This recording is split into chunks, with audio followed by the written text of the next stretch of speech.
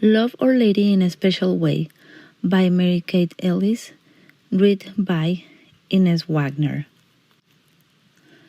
I have great doubts about the salvation of those who do not have a special devotion to Mary. St. Francis Borgia. Our Lady, or Queen, or Mother, or Protectress, or Counselor, or Mediatrix. The list of names could go on. Our dearest Mother, the Mother of God, will always be our special helper, an undoubted guide in the tumult of this world. Look at the blue of the sky, and you will see her mantle covering us. Look at the white in the clouds, and God has thus painted her purity. Feel the warmth of the sun, and you may have an idea of her soft embrace. See our lovely sisters, and you may have an idea of how she lived, and pray for her intercession, and you will see the result of running to your mother in all of your strife. Indeed, as the Memorare says, never was it known that anyone who fled to thy protection, implored thy help, or sought thy intercession was left unaided. Our Mother, who loves us dearly, who wishes so greatly to see us save our souls, who labors with her pleadings and prayers for that very goal, will never leave us without aid in our times of need.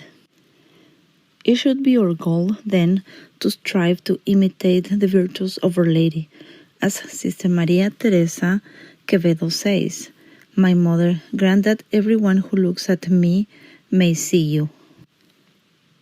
This holy nun, a Carmelite of charity from Madrid, Spain, has been noted for her great love of the Blessed Virgin Mary.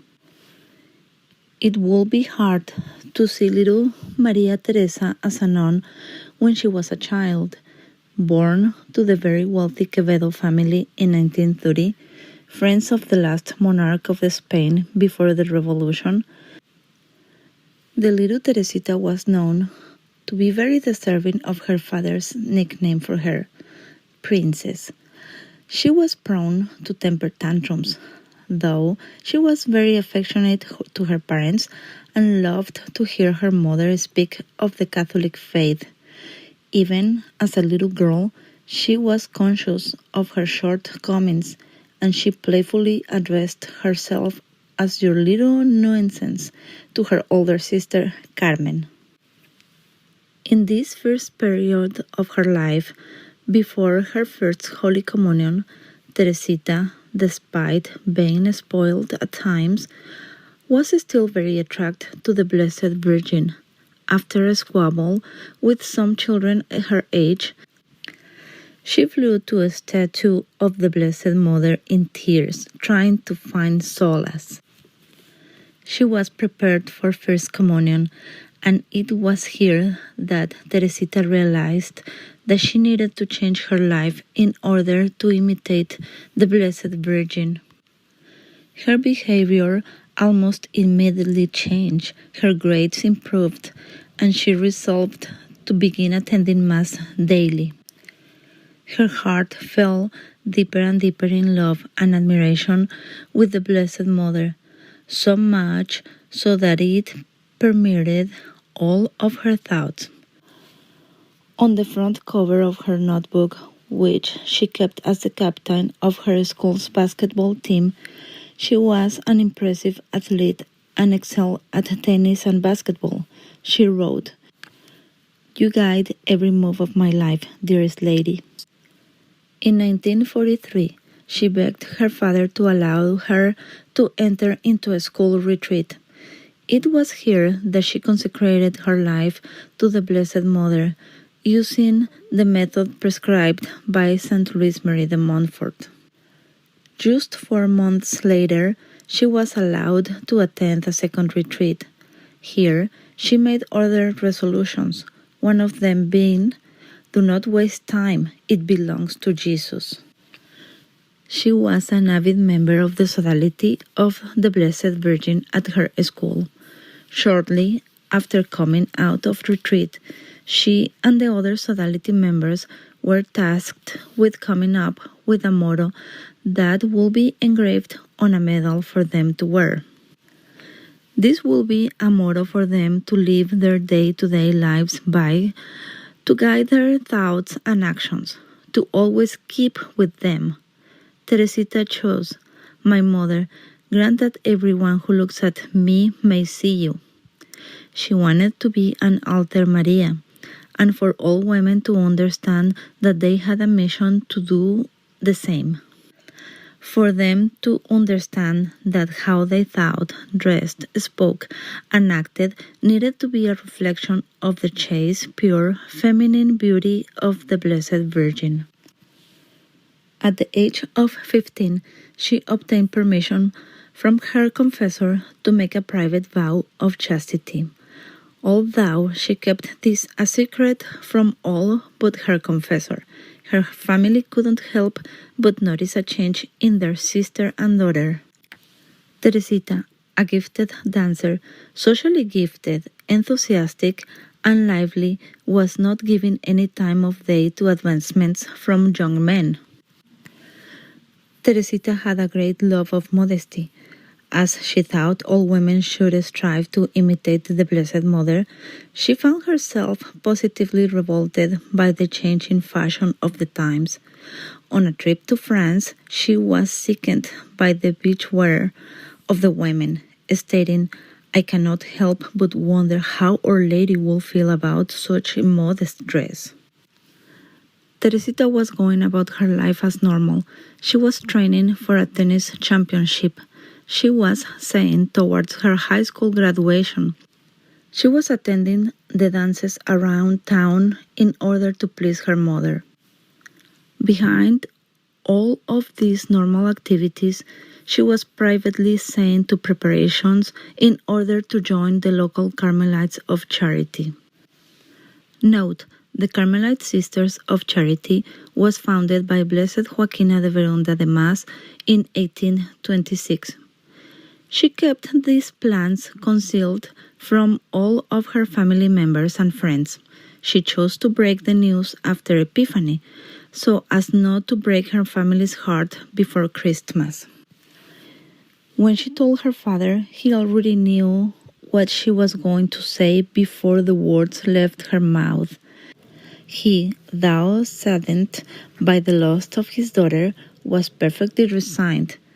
She was to leave on February 23rd to enter her postulancy. In the fashion of her model, Saint Therese of Lisieux, she begged of the Blessed Mother that there may be snow on the ground on the day of her entrance. The weather defied all odds and drastically changed that night, heaping snow upon the Spanish streets. The family piled into Dr. Quevedo's car to drive Teresita to the convent, and her aunt grumbled about the car sliding on the snowy streets. "This must be due to Teresita's prayers," she groaned. "I do like snow very much," Teresita replied. Teresita thrived in the convent. Her face was always one of the great happiness. It was she who uttered the great words, "Am I happy? If you knew how happy I am, you would all come running to the novitiate tomorrow. I am completely at home here." She was a model religious. She was soon, however, afflicted by a form of meningitis. Her father would regularly come to perform a painful medical procedure on her, where he would drain excess fluid from her spine. She underwent these terrible procedures without any complaint. During these sick days, she was tormented by the devils. One of the nuns taking care of her in the infirmary heard her saying, "Go away from me, be gone, Satan. Go back to hell. Defend me, O Mary. Defend me against the snares of the devil." She was unperturbed by these attacks, however, saying as God permitted them. Her final days were spent in the praising of her mother and of her Creator and Divine Spouse. Before her death, her eyes widened and she looked up. She was described as having a bright and angelic smile on her face. "How beautiful! Oh, Mary, how beautiful you are!" she exclaimed, her hands falling heavily on her chest. She was then presented with her favorite picture of the Blessed Virgin. Her response was a deep and loving sigh, and then her eyes went expressionless. Sister Maria Teresa left behind a beautiful code of amiability which reads as follows: 1.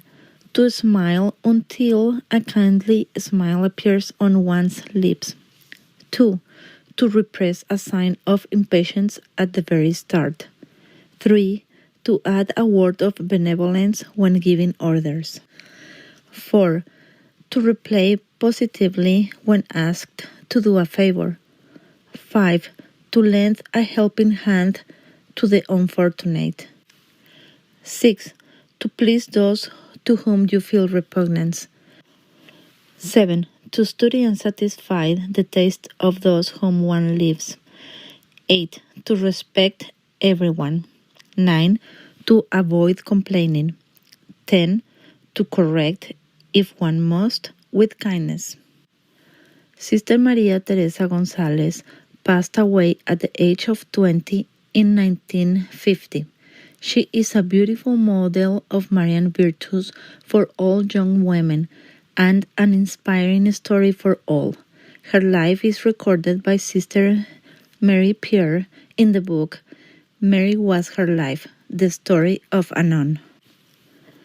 Let us all pray that we cooperate with the graces sent to us from God, that we grow in the love and trust of a Blessed Mother, that we have recourse to her in all of our troubles, and, like Sister Maria Teresa, let us be able to say, "For him alone I have lived."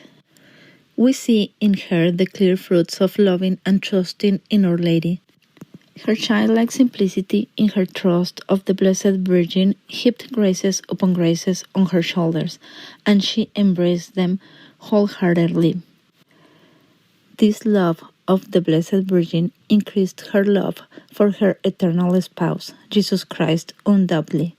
She had a great and unrelenting love for him, and sought to please him by imitating the virtues of his mother.